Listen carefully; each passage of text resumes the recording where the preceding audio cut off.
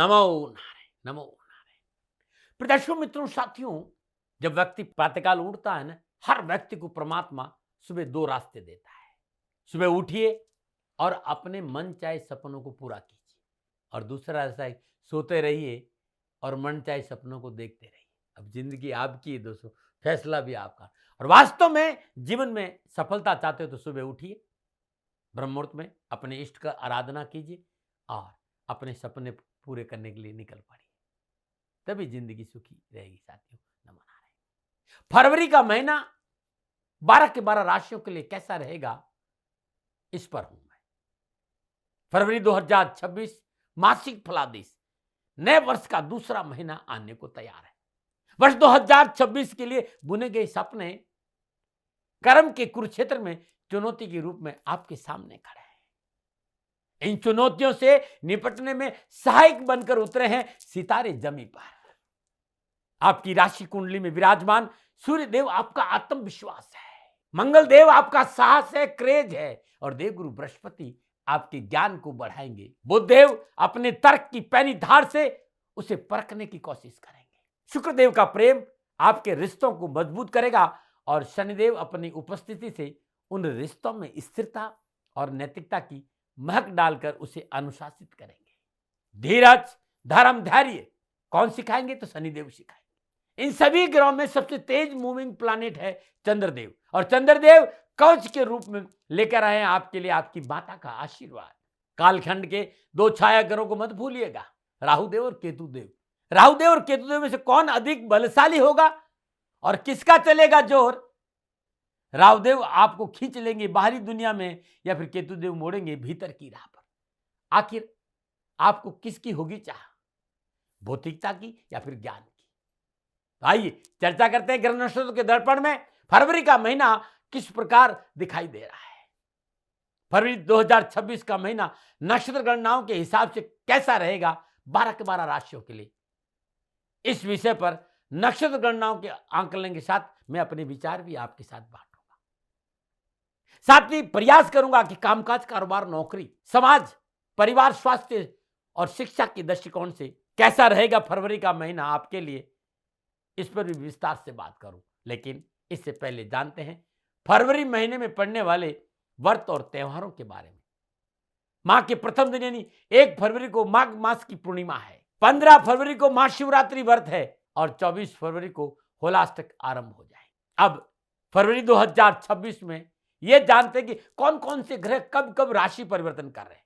सबसे पहले 3 फरवरी को बुधदेव कुंभ राशि में संचरण करेंगे, 6 फरवरी को शुक्रदेव कुंभ राशि में आएंगे, 13 फरवरी को सूर्यदेव कुंभ राशि में आएंगे, और 23 फरवरी को मंगलदेव कुंभ राशि में आएंगे। 26 फरवरी को बुधदेव कुंभ राशि में वक्री होंगे।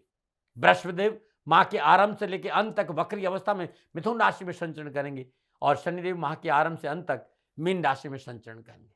राहुदेव कुंभ राशि और केतुदेव सिंह राशि में संचरण। यह है फरवरी के महीने में ग्रहों का संचरण। एक छोटी सी जानकारी और देना चलूं, ये जो राशिफल है वो आपकी चंद्र राशि नाम या और नाम राशि पर आधारित, लेकिन मैंने कोशिश की है अपनी लगन कुंडली के हिसाब से भी इस राशिफल को आप देख सकते हैं। उदाहरण के तौर पर यदि आपकी मेष राशि है तो ये राशिफल आपके लिए सटीक रहेगा, और यदि आपका मेष लगन है तब भी ये राशिफल आपके लिए सटीक रहेगा। लेकिन राशिफल सदा चंद्र राशि नाम राशि से देखना उचित रहता है। ये राशिफल पुरुषों के लिए भी है, महिलाओं के लिए भी, बुजुर्गों के लिए भी, युवाओं के लिए भी और बच्चों के लिए। राशिफल सबके लिए, लेकिन जनरल प्रेडिक्शन है। आप जानना चाहते हैं कि फरवरी 2026 का महीना आपके लिए कैसा रहेगा, नीचे नंबर आ रहे हैं, इन नंबर पर संपर्क करके अवश्य आप जानकारी हासिल कर सकते हैं। अब मैं चक्र की तीसरी राशि यानी मिथुन राशि वालों के लिए फरवरी 2026 का महीना क्या राशिफल का संकेत दे रहा है, राशिफल की चर्चा करूंगा। राशिफल पे आऊं उससे पहले मिथुन राशि के स्वभाव के बारे में मेरे कुछ अनुभव नक्षत्रों के हिसाब से। मिथुन राशि में मृगशिरा नक्षत्र के अंतिम 2 चरण, आद्रा नक्षत्र के 4 चरण और पुनर्वसु नक्षत्र के प्रथम 3 चरण आते हैं। यदि आपका नाम का और की अक्षर से प्रारंभ होता है तो आप मृगशिरा नक्षत्र के अंतिम 2 चरणों में जन्मे जातक है। मृगशिरा नक्षत्र के स्वामी ग्रह देवता मंगल देव है, और इस नक्षत्र में जन्मे जातक परिश्रमी होता है, स्वभाव थोड़ा चंचल होता है, परंतु अपने जीवन के प्रति बड़े गंभीर होता है, प्रखर बुद्धि होती है, किसी भी निर्णय पर जाने से पहले वो उसे अच्छी तरह सोच विचार कर कोई निर्णय लेते हैं, ऐसा मैंने देखा है। और यदि यदि आपका नाम का अक्षर कु है, घ है, ड़ है, छ है, तो आपका जन्म आद्रा नक्षत्र में हुआ है और आद्रा नक्षत्र के स्वामी राहु देव है। इसलिए आद्रा नक्षत्र में जन्मा जातक बहुत चतुर होता है, कूटनीतिज्ञ होता है, राजनीतिज्ञ क्षेत्र में विशेष सफलता हासिल करता है। और इस नक्षत्र में जन्म लेने वाला जातक सदा एक्टिव रहता है, अपने लक्ष्य प्राप्ति के लिए अपनी जी जान लगा देता है। सफलता पाने के लिए साम दाम दंड भेद संपूर्ण नीति अपनाने में नहीं चूकता है। और यदि आपका नाम का पहला अक्षर के और को है या ह से आरंभ होता है तो आप पुनर्वसु नक्षत्र के पहले 3 चरणों में जन्म लिया है। और पुनर्वसु नक्षत्र का स्वामी बृहस्पति देव है। पुनर्वसु नक्षत्र में जन्मे जातकों के ऊपर बुध देव, चंद्रदेव और बृहस्पति देव का मिला जुला प्रभाव रहता है। दिमाग बहुत तेज होता है, बहुत बुद्धिमान होते हैं, लेकिन व्यवहारिक अधिक होते हैं। सरल स्वभाव होता है, संतोषी व्यवहार और कुशल बहुत होते हैं। धर्म कर्म में रुचि अच्छी होती है, दूसरों की भलाई दिल से करते हैं। लेकिन सरल स्वभाव होने के साथ साथ ये जीवन की चुनौतियों का सामना भी बहुत प्रखरता से कर सकते हैं, ऐसा मैंने देखा था। ये आपके स्वभाव के बारे में कुछ चर्चा थी शास्त्रों की और नक्षत्रों के हिसाब से। अब मैं बात करूंगा कि मिथुन राशि वालों के लिए फरवरी 2026 के महीने में राशिफल का क्या संकेत मिल रहा है।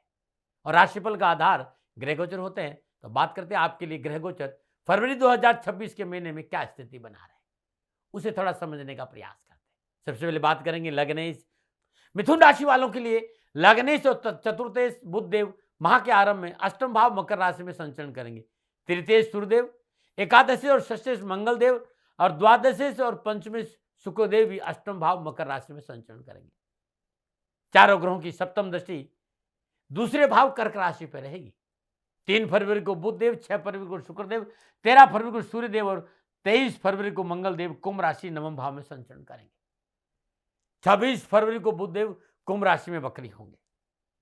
सप्तमेश और दशमेश बृहस्पति देव मिथुन राशि लगन भाव में संचरण करेंगे। अष्टमेश और नवमेश शनिदेव मीन राशि दसम भाव में संचरण करेंगे। राहुदेव और केतुदेव, राहुदेव कुंभ राशि नवम भाव और केतुदेव सिंह राशि तीसरे भाव में संचरण करेंगे। यह है 2026 मिथुन राशि वालों के लिए ग्रहों का संचरण। जब ग्रह योगा योग दृष्टि संबंध युति संबंध स्थापित करेंगे फरवरी के महीने में, तब मिथुन राशि वालों के लिए कामकाज, कारोबार, नौकरी, परिवार, समाज, स्वास्थ्य, शिक्षा के हिसाब से क्या संकेत मिल रहा है, इस विषय पर बात करने जा रहा हूं विस्तार से।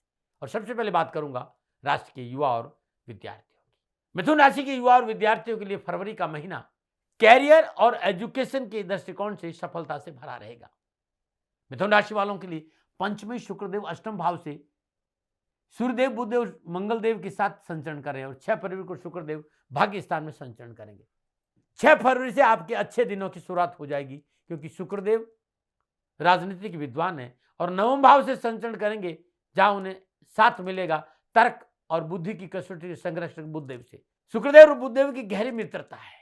इस मित्रता को उच्च स्तर पर लेकर जाने वाले नवम भाव में विराजमान राहुदेव। यही नहीं, 13 फरवरी से शुक्रदेव, बुधदेव, राहुदेव को साथ मिलेगा तो रॉयल्टी, डिग्निटी और सत्ता के कारक ग्रह सूर्यदेव का देवगुरु बृहस्पति लगन भाव में विराजमान होकर पंचम दृष्टि विद्या भाव को देकर है। विद्यार्थियों के लिए यह महीना कैरियर और एजुकेशन के हिसाब से उत्तम लाभ और सफलता का संकेत मनोकुल नजर आ रहा है।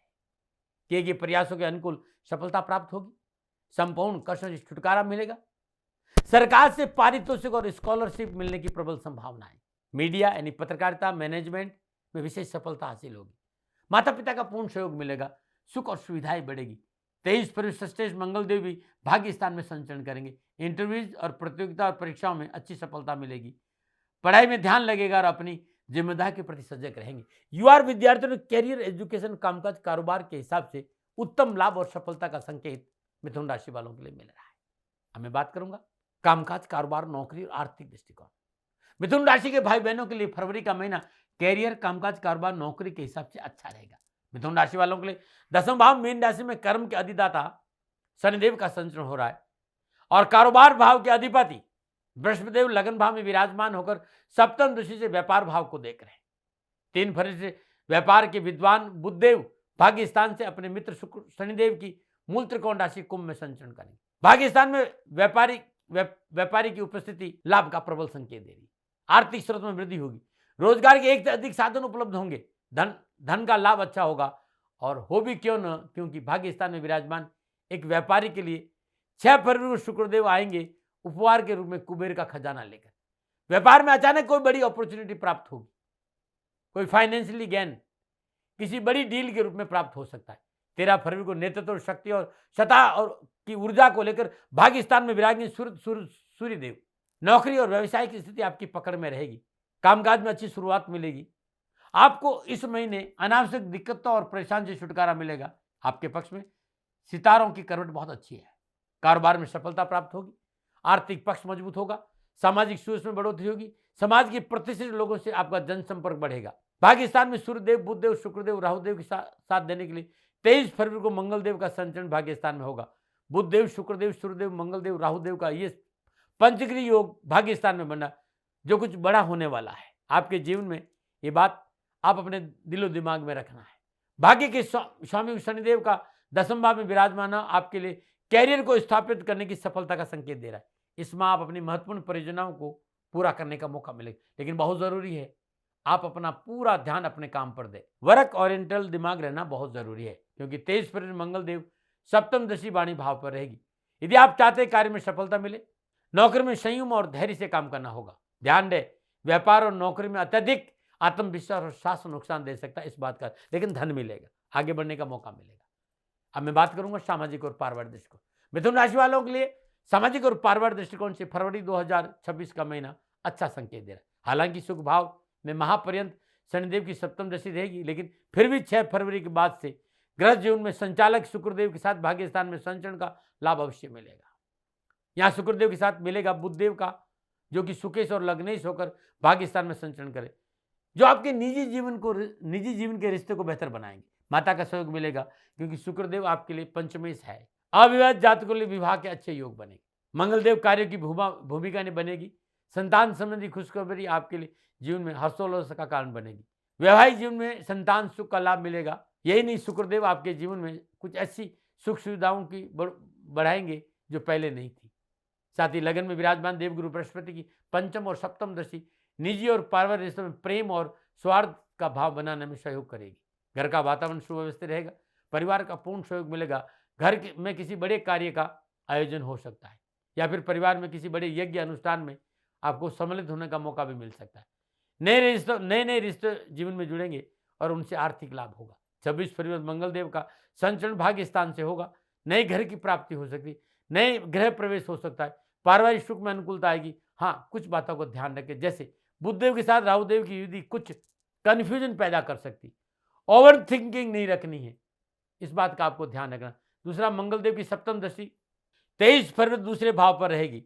घर में बात करें चाहे ऑफिस में बात करें, शब्दों का चयन सतर्कता से करना होगा। तोल कर बोलना, कम बोले और सटीक बोले और मीठा बोले तो अच्छा रहेगा।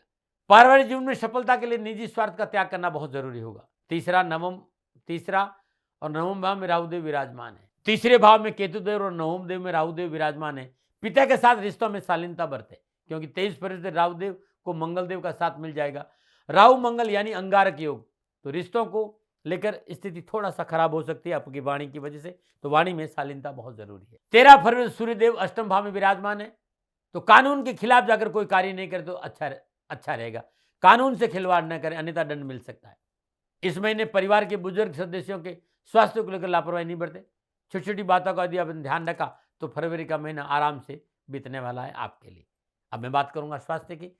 स्वास्थ्य के मोर्चे पर मिथुन राशि वालों के लिए फरवरी का महीना सावधानी का संकेत दे रहा है, क्योंकि आपके स्वास्थ्य के मालिक बुधदेव लग्नेश होकर माह के पर्व में अष्टम भाव में संचरण करें, लेकिन बहुत जल्दी यानी 3 फरवरी को वे भाग्य स्थान में संचरण करेंगे।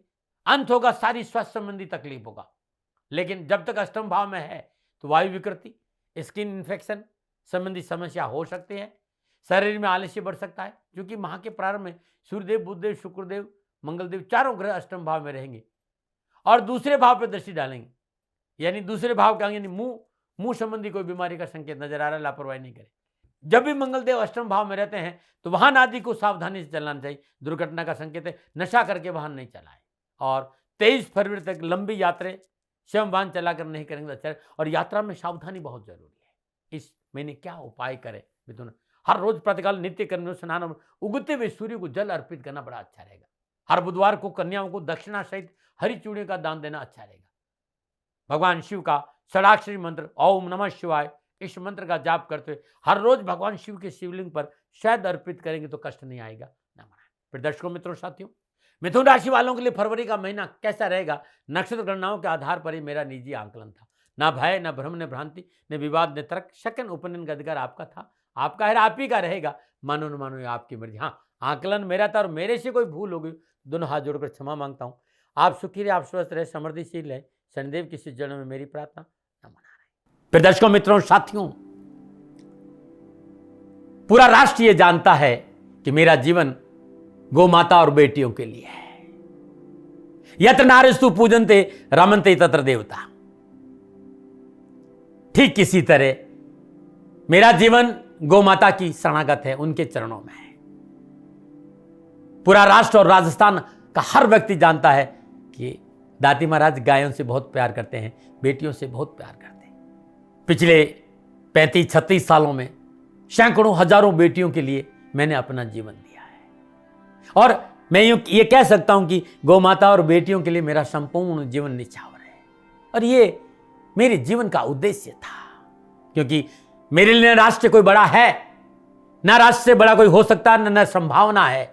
और गौ माता और बेटियां राष्ट्र की धरोहर है, उनके लिए ये करना मेरा कर्तव्य भी था, मेरा कर्म भी था और मेरा धर्म भी था। मैं आपको किसी वजह से नहीं सुना रहा हूं ये बात, बस खाली बता रहा हूं कि ये मेरे जीवन का लक्ष्य था। मैं अपने राष्ट्र की सेवा करूं, ये मेरा धर्म है, क्योंकि मैं इस राष्ट्र का नागरिक हूं। पिछले 30-35 सालों से मैं बेटी बचाओ, गौ सेवा में अपना संपूर्ण जीवन राष्ट्र के साथ लगाया। समय बड़ा बलवान है, समय बलवान होता साथियों। वर्तमान परिस्थितियां आर्थिक दृष्टिकोण से मेरी अनुकूल नहीं है, यह मैं संकेत आपको कई बार दे चुका हूं। धन नहीं मांग रहा हूं, मैंने आज तक राष्ट्र से कभी नहीं कहा कि मुझे धन दो, मुझे पैसे नहीं चाहिए। ना मैंने पहले कभी पैसे मांगे थे और ना मैं अभी पैसे मांग रहा हूं। और ये मेरा अहंकार नहीं है, बात बताना चाहता हूं, मैं अहंकार से ये नहीं बोल रहा हूं, क्योंकि मैं धन को लेकर कभी आपके सामने नहीं आया। ये मेरा निवेदन है। हमेशा मैंने आप लोगों से कहा कि राष्ट्र की सेवा करो, मैं भी कर रहा हूं और आप भी सेवा करो। धन नहीं चाहिए, लेकिन वर्तमान आर्थिक परिस्थितियां मेरे को यह कहने के लिए थोड़ा सा मजबूर कर रही है कि शनिधाम गौशाला की गाय दुखी नहीं रहे, इसके लिए मुझे आपका सहयोग चाहिए। और सहयोग तब चाहिए जब मैं आपके लिए कुछ करूंगा, मैं आपके साथ खड़ा रहूंगा, आपकी समस्याओं के समाधान के लिए, चाहे वो पूजा पाठ हो, चाहे ज्योतिष हो, चाहे ध्यान हो, चाहे योग हो, किसी भी रूप में आपको मेरे से सहयोग चाहिए। आप सभी अपनी अपनी जन्म कुंडली देखना चाहते हैं, आप चाहते हैं कि मैं आपकी जन्म कुंडली देखकर आपको कुछ समाधान दूं, और आप सबको कुछ न कुछ जानकारी चाहिए। मैं आपके साथ खड़ा हूं, पूरे साल खड़ा रहूंगा, और जब तक जीऊंगा तब तक राष्ट्र के साथ खड़ा रहूंगा। नीचे नंबर आ रहा है, इन नंबरों पर संपर्क करिए और मेरे से बात करिए, लेकिन इसकी एवज में गायों के लिए चारे की व्यवस्था करिए। इसलिए मैंने कहा था कि भाई समय है, दिन है, थोड़ा सा आर्थिक परिस्थितियों को लेकर मैं थोड़ा सा कमजोर हूं, और मेरी गौ माता शनिधाम गौशाला चारे को लेकर परेशान नहीं हो, ऐसा मैं हृदय लेकर आपके सामने आया हूं। लोगों ने कहा कि राष्ट्र आपसे प्यार करता है दाते महाराज, एक बार राष्ट्र से निवेदन करिए। मैं फिर कहना चाहता हूं, मैं धन नहीं मांग रहा हूं, और ये मेरा अहंकार नहीं, मेरी विनम्र प्रार्थना साथियों, मेरा राष्ट्र सर्वोपरि है। मैं ये नहीं कह रहा हूं, मैं ये कह रहा हूं कि मैं परिश्रम करूंगा आपके लिए, और आप उस परिश्रम के एवज में गायों के लिए चारे की व्यवस्था कीजिए। शनि भगवान सदा आपकी रक्षा करेंगे, आपका जीवन सदा खुशियों से भरा रहेगा, ऐसा मेरा निवेदन है। और वे सभी लोग जो सक्षम है, सामर्थ्यवान है, जिन्हें दाती महाराज के ज्योतिषीय समाधान की आवश्यकता नहीं है, उनको मेरा प्रणाम है। और उन सबको मेरा प्रणाम है जो शनिधाम गौशालाओं को सपोर्ट करते हैं, सेवा में कंधा से कंधा मिलाकर खड़ा रहते हैं। जब से मैंने ये सूचना दी, जब से मैंने ये मैसेज दिया, हजारों लोग शनिधाम गौशाला के साथ कंधा से कंधा मिलाकर खड़े हैं। उन सबको मेरा धन्यवाद, मेरा आभार, अभिनंदन। हर महीने आप में से बहुत से लोग कुछ न कुछ शनिधाम गौशाला में सहयोग करते हैं। मैं उन सब के प्रति पुनः एक बार हृदय से अपना आभार प्रकट करता हूं और ये सहयोग मैं जीवन भर याद रखूंगा। समय ऐसा है, मेरी परिस्थितियां आर्थिक दृष्टिकोण से अनुकूल संकेत नहीं दे रही, इसलिए मैंने राज से कहा कि शनिधाम गौशाला में परेशानी नहीं आए। सरकार सपोर्ट करती है, सरकार की तरफ से जो वो करना चाहती वो करती, लेकिन उससे पूरा नहीं पड़ता है। सरकार की अपनी सीमाएं हैं साथियों, और उससे पूरा नहीं पड़ता है, और अपनी मर्यादाएं भी और सीमाएं। शासन के पास और बहुत से काम है साथियों। फिर भी मैं शासन का भी धन्यवाद दूंगा जो हमारे साथ वो खड़े हैं। पुनः हृदय से एक बार निवेदन करना चाहता हूं, आपको लगता है कि दाती महाराज के साथ शनिधाम गौशाला में खड़ा रहना है तो नंबर नीचे आ रहे हैं, जरूर सहयोग करिएगा। मेरा कोई दबाव नहीं है, समय काल परिस्थिति के अनुसार दाती महाराज की ये प्रार्थना है। मैं दाती महाराज आपका हूं और आप मेरे हो। मुझे लगा कि आपको कहना देना चाहिए। राशिवासियों, व्यापारी नहीं हूं, समय है आज आपसे कह रहा हूं। और यदि आप अपने आसपास भी जो गाय उनकी भी सेवा करते हैं तो ये भी सेवा मेरे को बहुत खुशी हो, क्योंकि गौ माता दुखी नहीं रहनी चाहिए। बस इस बात का ध्यान रखिएगा। पुनः हृदय से आभार। ओम नमो नारायण।